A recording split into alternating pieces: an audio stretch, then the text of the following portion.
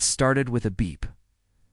On the far side of the moon, inside the Lunar Listening Post 7, a lonely technician named Arjun sat watching silent screens. It was his night shift, and nothing exciting ever happened up there. Most of the time, he just listened to static and watched stars blink on and off. But tonight was different. At exactly 2:43 Earth Standard Time, a strange sound came through the deep space receiver. It was not like the usual radio signals. It was sharp, rhythmic, and alive. Beep. Pause. Beep, beep. Long beep. The signal repeated, then changed, then repeated again. Arjun leaned forward, confused. His training told him it was just interference, but his gut said no. This was something real, something intelligent. He ran a check 3 times. The signal wasn't coming from any known satellite station or probe. It was coming from somewhere beyond Mars. He recorded the message and sent it to Earth Command instantly. Within minutes, alarms went off across secret military networks. The signal had been received in other parts of the system too. Mars colony, Europa base, and a deep space ship near the asteroid belt. No one could decode it. No machine could break its pattern. It didn't match any known language, human or alien. It was as if the message was made to confuse.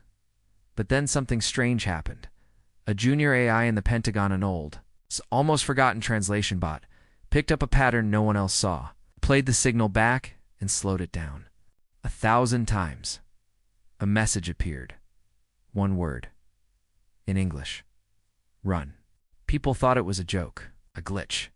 But when the word repeated 3 times in a row, even the skeptical scientists started to worry. Run, run, run. The president was alerted. The United Nations Security Council held an emergency call. The moon station was ordered to stay on high alert. The signal grew stronger by the hour, as if it was getting closer. Still, no one knew what it meant. Who sent it? Why were they warning Earth? Or was it a threat? 3 days later, the real terror began. A telescope operator on Titan's surface saw something odd, a flash behind Saturn. He zoomed in and gasped. A fleet of objects was moving at incredible speed. Dozens, maybe hundreds of ships, all silent, no lights, no broadcasts. Just shadows flying toward the sun, Earth's biggest space. Telescope confirmed it. Unknown crafts were entering the solar system. Panic spread like wildfire. Some believed it was a peaceful race, maybe just exploring. Others believed this was the beginning of something darker, something deadly. People remembered the signal, run, but there was nowhere to run. As the fleet passed Jupiter, several of Earth's listening satellites blinked out.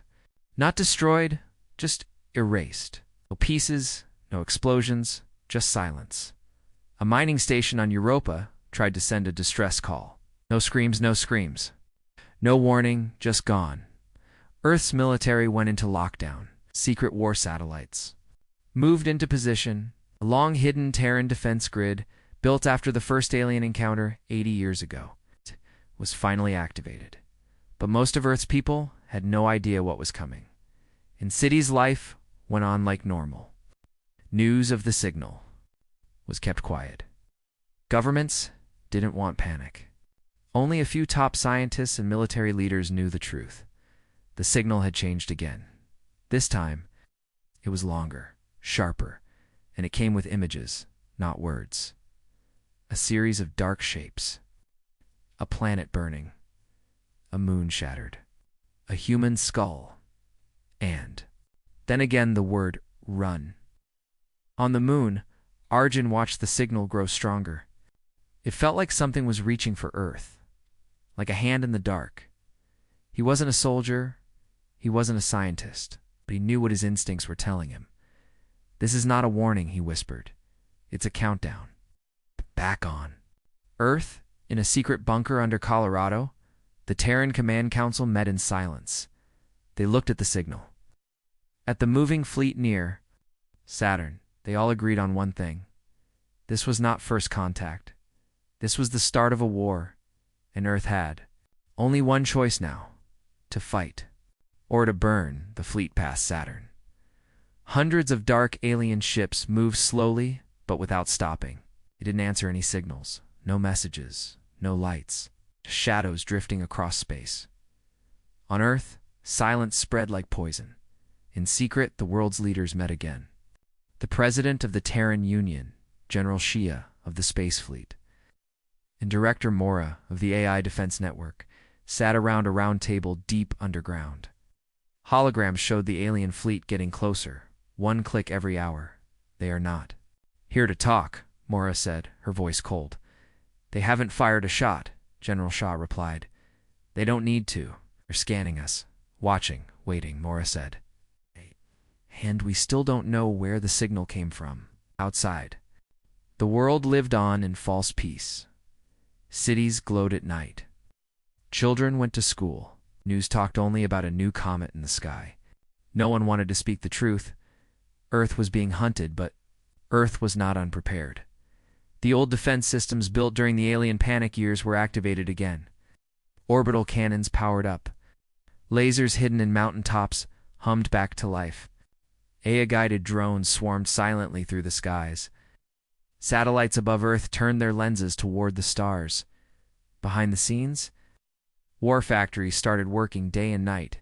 Hidden hangars opened in Antarctica, Nevada, and deep under the Himalayas. Human engineers pulled giant Terran war machines from underground bunkers. These were not the ships of peace. They were made for one thing, firepower. But still, Earth waited. One wrong move, and they risked war.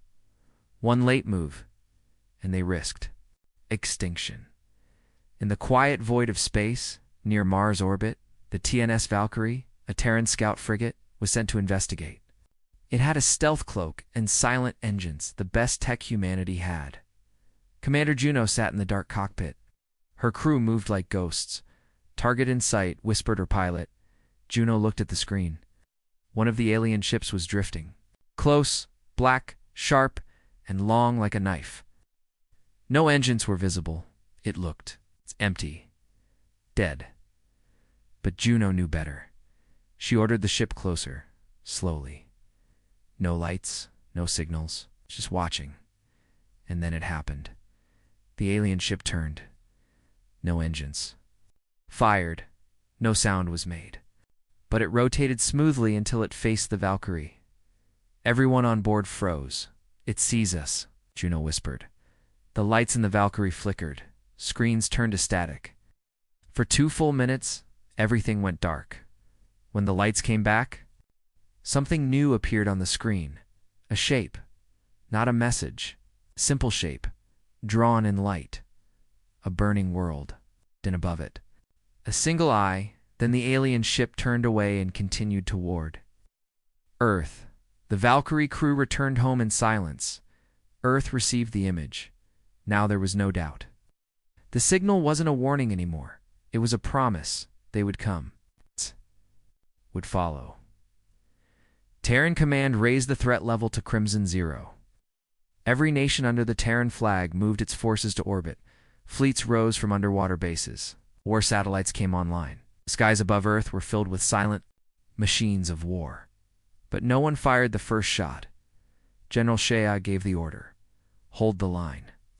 Wait until they strike. It was a game of nerves now. Would the enemy strike first? Would Earth wait too long? Would the skies fall? On the dark side of the moon, the AI command node Argus went active. Argus had no human heart. It had no fear. It only had purpose. Protect Earth. At any cost. Inside its mind. Thousands of plans ran at once. Attack routes, defense moves, fleet formations, nuclear options. It saw everything. And Argus noticed something humans didn't. The alien fleet was not moving in one group. Some ships were breaking off. Small scout ships. It's fast and hard to track. And they were heading toward Earth's outer orbit. Argus gave a silent warning to Terran Command. Scouts inbound. Invasion likely. Prepare planetary defense. In a small observatory in South Africa, an old scientist named Dr. Ilham watched the sky. She had no command, no power. Just a telescope and knowledge. She saw the small dots moving fast in Earth's direction. But she wasn't afraid. She looked up at the stars and whispered, "You picked the wrong world," because Earth was not the same as before. Earth had learned. From war, from pain, from betrayal. Earth had built fire in secret, and the fire was ready. The sky looked calm, birds flew, clouds moved. People walked under blue skies without fear, but high above, just beyond human eyes. War was beginning. The alien scout ships had reached Earth's orbit. They didn't look like ships at all. They were black, sharp, and moved like insects, fast, silent, and deadly. No lights. No sound, no signal, just movement. The first scout flew near one of Earth's old satellites, a harmless weather satellite floating above South America. In seconds, the alien drone released a thin beam of green light. The satellite melted. No explosion. No warning, just gone. Seconds later, 5 more satellites vanished. That was the first strike. Earth's answer came fast. A hidden Terran battle platform, named Skyhammer 7, received the alert. It had waited 20 years in silence, orbiting above the Pacific Ocean, covered in stealth armor, now opened like a giant flower. Laser turrets turned, target locks beeped, and then fire. A red beam cut through space, slicing the first alien. Drone in half. The second exploded from a missile hidden inside a fake cargo ship. The battle had begun, down on Earth. People finally looked up. Across cities, sirens screamed. In London, New York, Shanghai, Cairo, huge holoscreens blinked. Red. This is a global alert. Do not panic. Stay inside. Earth is under attack. Panic still came. People ran. Screamed. But the soldiers stayed calm. Earth's space defense forces launched. Dozens of human-made fighters shot into the sky, their engines glowing blue. These were not simple ships. Guided and made for orbital combat. They were called Skyclaws, and they were hungry for blood. Above Earth, the battle grew. The alien scouts started to drop strange pods. The pods fell toward Earth, fast like meteors. Some were shot down. Some made it through. One landed in the forests of Canada. It cracked open like an egg. Inside was a creature, black armor, 4 legs, and glowing eyes. It began scanning the area, but a drone squad was already watching. Terran drones flew in, guns hot. In 10 seconds, the creature was dust. Earth was not defenseless. Back in space, something bigger was coming. The first alien cruiser entered low orbit. It was huge, a dark triangle with glowing edges. It didn't fire yet, just floated, watching. Scanning Earth responded. The orbital station Lion's roar, hidden above Africa, launched its main cannon. It was a railgun, massive, deadly. It's never used before. The cannon charged for 10 seconds. Then boom. A solid metal slug flew through space at impossible speed. It hit the alien cruiser directly in the middle. The ship didn't explode, cracked, then split. Pieces of it burned in the atmosphere. People across the world saw fire rain from the sky, and they cheered. Earth had destroyed its first enemy warship, but victory didn't last. More alien cruisers arrived, 10 of them, and 15. They began circling Earth like vultures. They started firing not at cities, but at power stations, communication hubs, and military bases. Each blast was silent. Each hit was deadly. The Terran defense grid fought back. Thousands of anti-orbit missiles shot from hidden launchers on Earth's surface. Lasers from mountain bunkers fired into the sky. Drones swarmed the enemy. The sky turned red. It wasn't a normal sky anymore. It was a battlefield, inside a command center under Tokyo. General Shaya stood watching the screens. Explosions filled the monitors. Reports came in fast. Enemy fire over the Atlantic. South American relay station, gone. 3 cruisers, down to damaged. Pod landing in India stopped by drone teams. Shai clenched her fists. "They're testing us," she said. "This isn't the full invasion, just the first wave." She turned to her officers. "Where is Leviathan?" "Still locked. Final systems charging," the tech replied. "Tell them to hurry." In space, A hidden camera on a dead satellite caught something terrifying. Behind the cruisers, in the distance, a shadow moved. It was larger than anything ever built by humans. A mothership coming slowly, waiting for its moment. But Earth wasn't out of moves yet. Above the Indian Ocean, an old Terran weapon came to life. It had no name, just a code name, Blacklight. Buried in an asteroid and forgotten by most, it now turned and aimed. It fired a blast of antimatter, small, deadly. In silent, 2 alien ships blinked out of existence, gone. The message was clear. Earth fights back. Earth has fire. Earth is ready. As night fell over the planet, the sky above glowed red with burning wrecks. Fire danced among the stars. And for the first time in 100 years, the people of Earth saw something no one had seen before, a Terran victory in space. But it was only the beginning. The mothership was coming, and Earth's true weapon still slept under ice. The sky was burning. Alien cruisers circled Earth like hungry sharks. Orbital stations were hit. Cities lost contact. The world was under attack, but still standing, in the command center deep under Tokyo. General Shaya looked at the blinking red map. Each dot was a war, and Earth was in the middle. "Bring them online," she said. The officer beside her hesitated. "Ma'am, those ships, they're not even I," said now.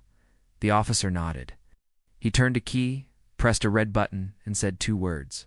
Project Eclipse. Awake. Far away, on the dark side of the moon, things began to move. Under layers of lunar rock, sealed inside massive hangars, old machines opened their eyes. They had no names, no ID numbers, because officially, they didn't exist. The first one to rise was TNS Revenant, a heavy destroyer, black and brutal. It looked like a flying fortress, armed with plasma cannons and pulse beams. Built in secret, powered by stolen alien tech, that was a ship made for one purpose: destroy first. Ask never. Next was TNS Hammerfall, a long-range missile ship with over 500 warheads. No crew, fully AI-controlled, silent, deadly. Then came TNS Wraith, TNS Ironclad, and TNS Horizon Breaker, all forgotten ships. Part of the hidden Terran Shadow Fleet. In total, 27 warships lifted from the moon. They rose slowly, quietly, like ghosts from humanity's nightmares, and the world watched in shock. Across Earth, people saw them on screens, black shapes rising from the moon, forming into perfect attack lines. The media asked, "What are these ships? Where did they come from?" The truth was older than most people knew. After the first alien encounter 80 years ago, some leaders feared another war would come. They built the Shadow Fleet in silence, funded by secret money, hidden by lies. The ships were never used. Until now they were Earth's last line of defense. The alien cruisers began to move fast. They saw the Terran ships and turned to face them. Above Earth, space turned into a chessboard. The Terran fleet moved in perfect formation. Their engines were quiet. No flashy lights, no music. Just war. TNS Revenant fired first. Its plasma beam shot through the dark, hitting an alien cruiser on the side. The cruiser tried to turn, but a missile from Hammerfall struck it from below. Explosion. Wreckage burned in the void. The humans had arrived. Inside TNS Ironclad, Commander Reyes stood at the control panel, his eyes locked on the targets ahead.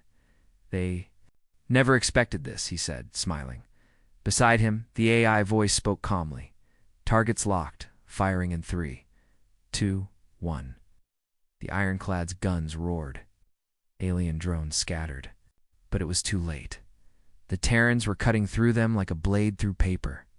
"General," Shaw watched it all from Earth. Her plan was working. For years she had fought to keep the Shadow Fleet alive. People called her paranoid, mad, dangerous. But now the world was thanking her in silence. She turned to Director Mora. "Tell me Leviathan's status."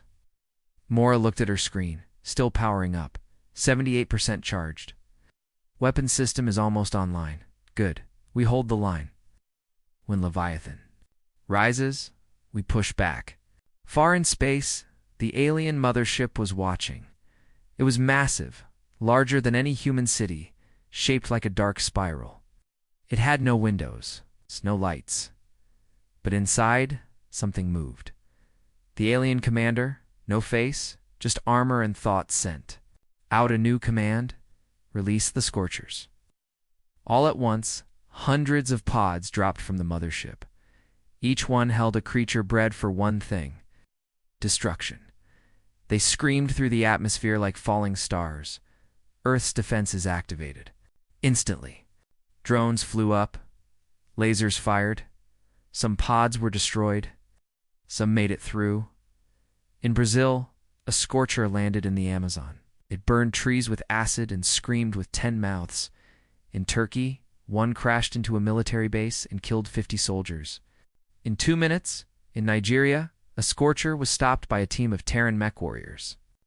They lost 5 men but killed the beast. This was no longer just a space war. It was Earth versus extinction. Above, the Shadow Fleet kept fighting. More alien ships exploded.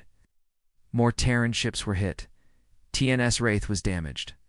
Hammerfall lost its AI link, but the line held. And then, the moment everyone was waiting for. Under Antarctica, deep below the ice, something ancient moved. A round hangar opened. A giant shadow rose from the deep. Leviathan, the Terran supercarrier, built in silence, powered by a dark matter core. Armed with the most powerful weapon Earth had ever created, and it was awake. General, Shea whispered as she watched it rise. Now, let's bring the fire. Snow cracked, ice exploded. The ground shook. Deep beneath Antarctica, the giant doors of Hangar Zero slowly opened. Warm steam rose into the frozen sky. Metal arms pulled back, heavy steel layers. Inside the mountain, something massive came to. Life, it had slept for 40 years now. It was time to rise. Terran naval supercarrier Leviathan. No ship on Earth was bigger. No weapon more powerful. It was 5 kilometers long, shaped like a dark dagger, and armed with a weapon system no one had ever dared test: the Hellstream cannon. Most world leaders didn't even know it existed. Only a few General Shaya, Director Mora, and the Shadow Commanders had guarded the secret. Leviathan was humanity's final card. And now, the card was on the table in the Tokyo command bunker. Alarms turned green. Leviathan, online, the officer said. General Shah's voice was calm. Give her a clear path to orbit. Dozens of Terran satellites shifted. Defense drones moved. Missile platforms turned. The sky opened. Leviathan launched with a thunderous roar, blasting ice and snow into the air. Its engines were quiet, but the ground trembled for miles. People across the southern hemisphere saw a dark shape rising like a god from the ice. Fear turned to hope. Inside Leviathan's bridge, Captain Idris stepped forward. He was tall, serious, and had trained for this moment his whole life. All systems green. Hellstream at 78% charge, his first officer reported. Launch fighters. Set course to low orbit. I want a direct line to the mothership, Idris ordered. Yes, sir. From Leviathan's sides, hundreds of Terran fighters launched. Skyclaws, Novahawks, and Ghost Talons. The sky filled with engines and light. Fighter pilots cheered in their helmets. Leviathan was finally in the fight, and Earth had never looked. Stronger in space, the battle had grown worse. Alien cruisers were pushing hard. Terran warships from the Shadow Fleet were damaged. Some were falling. Others fought until their last spark. TNS Wraith exploded in a burst of fire. TNS Revenant crashed into an alien ship, taking both down in a suicide run, but Earth held the line. Then, Leviathan arrived. It slid into orbit like a silent mountain. Its black armor shimmered with energy.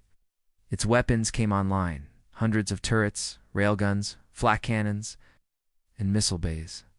And in the center, the Hellstream cannon, a massive barrel glowing with red heat. The aliens paused. They had scanned Earth for centuries. They had studied human weapons, but they had never seen this. On board the alien mothership, change began. The spiral ship moved faster. Its lights turned from blue to blood red. A signal was sent. New threat detected. Change pattern. Target: Leviathan. The sky darkened as alien cruisers shifted toward the supercarrier. 10 of them moved as one. Captain Idris smiled. So they noticed us. He looked at his first officer. Ready the Hellstream. Charging. 40 seconds. Good. Let them come. The first alien cruiser fired a beam toward Leviathan. The ship's shield absorbed it. The second launched. Drones. Leviathan's flak cannons shredded them. Fighters danced through the sky, blasting enemies with plasma bursts and missiles, but Leviathan didn't move fast. It didn't need to. It only needed one shot. Back on Earth, people watched in awe. From London to Lagos, from New Delhi to New York. Every screen showed one image: the giant ship in the sky, glowing red, standing alone against the enemy. For the first time in history, the world was united. Not by fear, but by fire. Captain Idris looked at the screen. Target lock. Mothership. Hellstream status. Fully charged. He stood straight. Fire. A deep hum filled the ship. The Hellstream cannon glowed hotter than the sun. Then silence. And finally the shot. A beam of red gold energy, thick as a city tower, roared through space. Didn't just travel. It burned. Stars dimmed. Screens turned white. Even people on Earth saw it. Like a second sunrise. The beam struck one of the cruisers in its path and vaporized it instantly. It kept going, straight toward the alien mothership. It didn't hit. Not fully. The mothership twisted fast, spinning sideways. But the Hellstream still clipped it. The entire left wing of the alien ship melted into fire. Screams were heard over Terran comes, not human. Alien. Pain, confusion, rage. Leviathan had spoken inside the Tokyo bunker. General Shia whispered, "Now." "They know," Director Mora added. "They thought we were prey." "They were wrong," Shia replied. But the battle was far from over. The mothership was wounded, not dead. It turned, opened its hull, and began charging a massive weapon of its own. A sphere of dark energy formed. Captain Idris saw it. Brace for return fire. The second round was coming, and only one side would survive. The alien mothership was bleeding, but not broken. After Leviathan's Hellstream cannon struck its wing, the massive vessel twisted through orbit like a wounded beast. Parts of its hull floated in space. Fires burned along its edges, but it didn't fall. It turned slowly toward Earth, revealing a terrible shape. A massive weapon began to open at its center, like a dark eye pulling in energy. Red sparks danced across the surface. Gravity around it bent. The air in orbit shimmered. It was preparing to strike back. Earth had only minutes in Leviathan's command bridge. Captain Idris gave a single order. "We go in." Terran stealth. Shuttle launched from Leviathan's lower hangar. It was black, small, and nearly invisible to sensors. Inside, 6 soldiers sat in silence. They were Terran Special Unit 9, the best humanity had. Their mission was simple: infiltrate the alien mothership, find the power core, and destroy it from within. It was a suicide run. But they didn't care. They were soldiers of Earth. The shuttle drifted toward the alien ship. Hidden in the burning wreckage of the earlier battle, static filled the comms. No one spoke. As they neared the mothership, the team saw something strange. The surface wasn't metal. It was alive, shifting, breathing, pulsing with light. The ship wasn't just a machine. It was part creature. "Prepare to dock," said the team leader, Sergeant Kira. The shuttle latched onto a crack in the outer shell. A hole melted around them, opening like a mouth. They stepped inside. The alien mothership was a nightmare. The walls pulsed like veins. The air was thick and humid. Strange lights blinked in patterns no human mind could follow. No guards, no alarms, just silence. The team moved carefully. guns ready. Scanner showed biosigns nearby, hundreds, but no direct threats. As they passed through long tunnels, they saw terrible things. Pods lined the walls. Inside the pods were humans, men, women, children, floating, sleeping, UNMOV, and clones. Some were missing eyes, others had skin like glass. It was as if the aliens were trying to copy humans and failing. "What is this?" one soldier whispered. Sergeant Kira said coldly, "They weren't here to destroy Earth. They were here to replace it." They pressed forward in the core chamber. They found it a massive heart-like machine. It glowed blue and pulsed with energy. Cables moved like snakes. Lights blinked with each pulse. It was the power source, the brain, the heart. The target, Kira planted the fusion bomb under the central node. Timer set. 3 minutes, she said, but then the lights changed. The walls screamed, not with sound, but with thought. A wave of pressure hit their minds. Visions, memories, pain. Kira saw her home burning. Another soldier saw his dead brother. One fell to his knees, blood coming from his nose. The ship was fighting back inside their minds. "We're detected," someone shouted. Alien creatures dropped from the ceiling, four-legged, armored. Fast. They had no eyes, just claws and teeth. The team opened fire. Lasers lit the chamber. Screams filled the air. One soldier was taken, then two. But Kira kept going. She fought through blood and pain to reach the shuttle hatch. Only she and one pilot remained. The fusion bomb ticked. 026, 025, 024. They launched out of the alien ship just as it began to shudder. The last thing Kira saw before the hatch closed was the human clone pods burning, far away. On Leviathan's bridge, Captain Idris saw the blip on the screen. The bomb had detonated. A bright white flash burst from inside the mothership. Its center cracked open like a broken egg. Glowing blue fire spilled into space. The alien ship twisted, exploded, burned, pieces flew in every direction. Energy waves slammed into nearby cruisers. Cheers broke out across the Terran fleet. The mothership was gone. But celebration came too early. From deep inside the wreckage, one final alien command ship emerged. Smaller, faster, and it wasn't retreating. It was diving straight toward Earth. A last strike. A death blow. General Shaya received the alert. "They're going to crash it into the planet," she said. "Where will it hit?" Mora asked. The answer came back: direct impact, New Delhi. 30 million lives in danger. They had seconds to decide. Captain Idris stared at the screen. Charge the Hellstream. One last shot. Down on Earth, people held their breath. Families watched from rooftops. Soldiers pointed to the sky. Cried. Everyone stared upward as a bright shape streaked toward the surface. The end was falling from the sky. But Earth wasn't done yet. Leviathan turned, charged, locked on. The cannon glowed red and fired. The sky turned red. The Hellstream fired again, louder and brighter than before. The giant beam cut through clouds, burning the air itself. It raced toward the alien command ship, diving straight for Earth. A hit. The beam struck the alien ship in midfall. The entire craft shook, fire spreading across its hull. But it didn't stop. The enemy was dying, but still coming. It wasn't just a ship anymore. It was a missile below. People in New Delhi screamed and ran. Sirens echoed across the city. Firefighters, soldiers, medics all moved quickly, trying to prepare for the worst. But how do you stop a mountain falling from the sky? In orbit, Leviathan shook from the heat of its own weapon.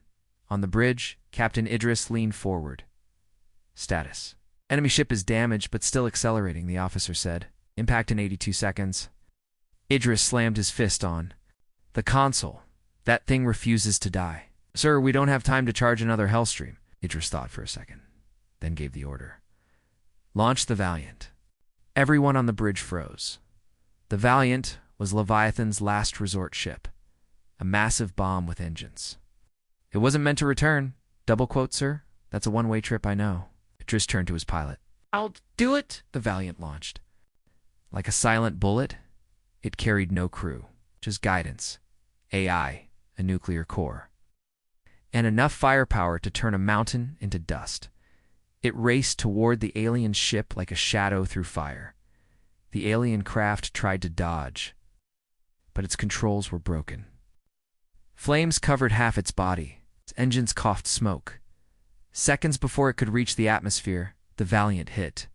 A flash. A boom. Silence. Then, in the skies above Earth, a second sun was born. People saw it from every continent. The alien. Command ship vanished, burned to dust.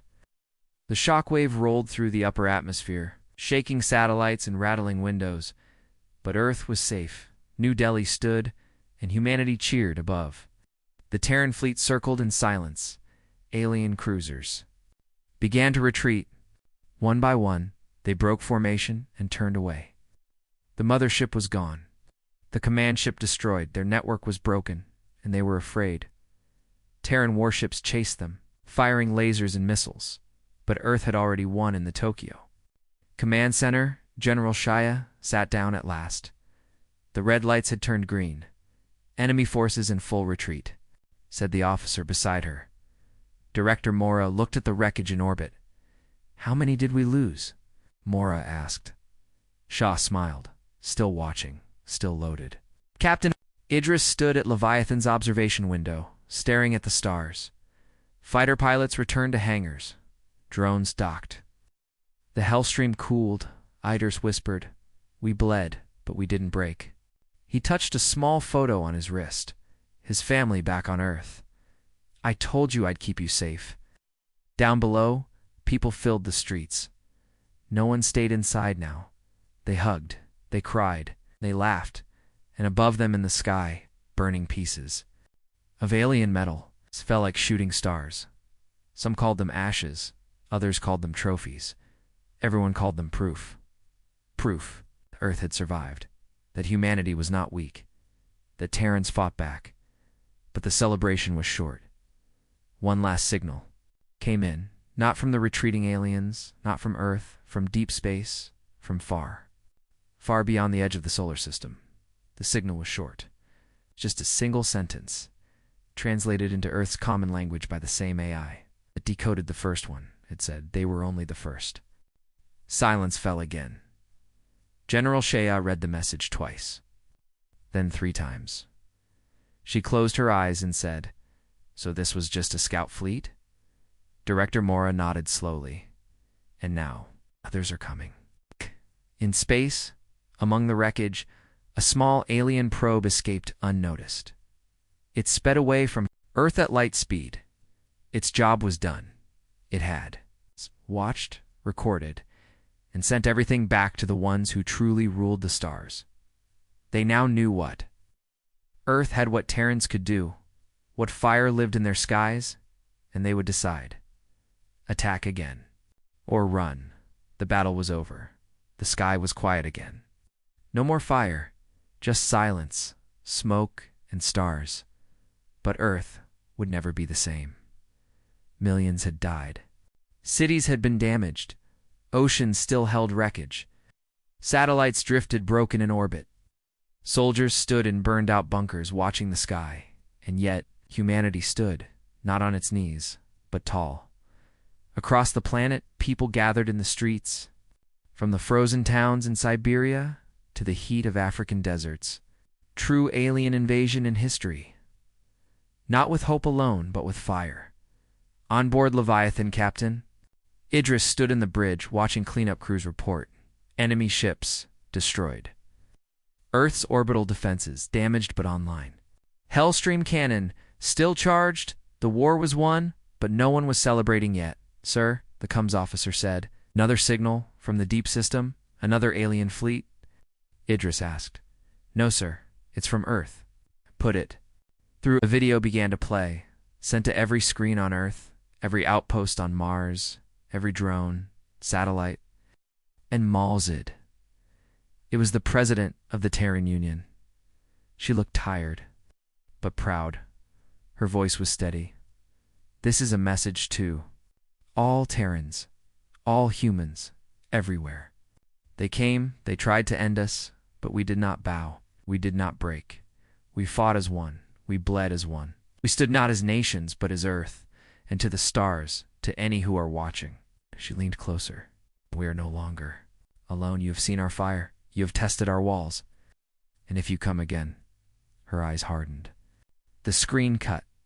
Then a second message, not from any leader, but from Argus, Earth's powerful AI defense brain.